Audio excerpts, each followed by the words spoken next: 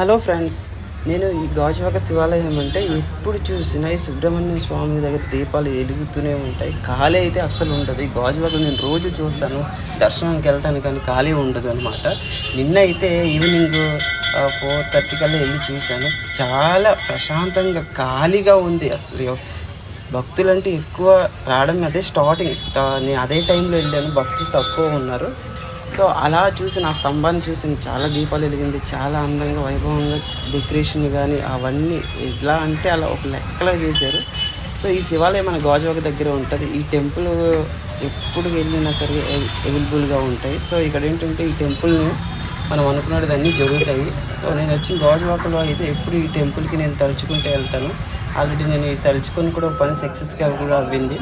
So, అది నేను వినియోగించుకోలేకపోయాను. Success అయితే అవ్వింది ఈ టెంపుల్. చాలా బాగుంటుంది. మన శివాలయం అండి. ఇక్కడ గాజువాక దగ్గర ఉండి ఓల్డ్ గాజువాక డౌన్‌లో ఉంటది. చాలా అంటే చాలా బాగుంటది.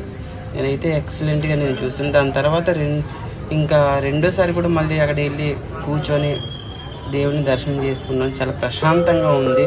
నిన్నైతే చాలా హ్యాపీగా ఉంది.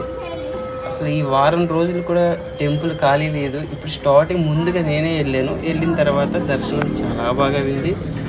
శివుడు కూడా చాలా దర్శనం చేసుకున్నాను. చాలా బాగా అంటే చాలా బాగా. మరి మీరు కూడా రావాలనుకుంటే చూడండి. ఈ శివాలయంకి